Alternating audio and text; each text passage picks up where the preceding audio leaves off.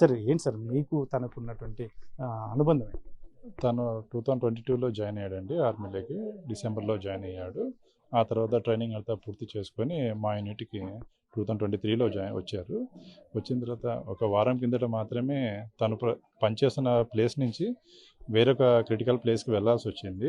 తను ఒకరే కాదు, మాతో పాటు ఉన్న వర్క్ చేస్తున్న వాళ్ళు చాలామంది వెళ్ళారు. టోటల్ మా టీమ్మేట్స్ అంతా వెళ్ళారు. అక్కడ కొన్ని విషయాలు మేము అనేది మీడియాతో పంచుకోలేము, కానీ అక్కడ జరుగుతున్న క్రాస్ ఫైరింగ్లో ఆ అబ్బాయితో పాటు ఇంకో ఇద్దరికి కూడా అనేది గాయాలని, ప్రమాదవశాత్తు తనకు కొంచెం ఎక్కువ ఇంజురీస్ జరిగాయి. తలకు ఎక్కువ దెబ్బ తగలడం వల్ల బ్లడ్ క్లాట్ అయిపోయి అబ్బాయి చనిపోయారు.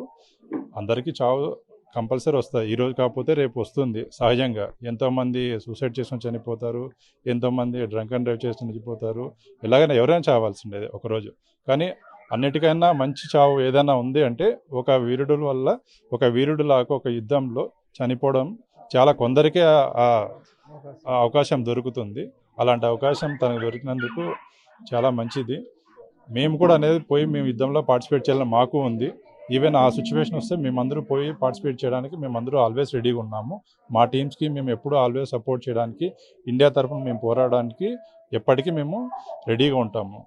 మేము ఎక్స్ మ్యాన్స్ అసోసియేషన్ నుంచి కానివ్వండి, ఎక్స్ మ్యాన్స్ మాతో పాటు ఇక్కడ లేని వాళ్ళు కానివ్వండి, ప్రతి ఒక్కరు ఇప్పుడు కూడా బార్డర్కి వెళ్ళి వాళ్ళ టీంతో పాటు పంచుకోవడానికి, వాళ్ళ కష్ట నష్టాలను పంచుకోవడానికి, యుద్ధంలో పార్టిసిపేట్ చేయడానికి ఆల్వేస్ ఎప్పుడూ రెడీగా ఉంటాం.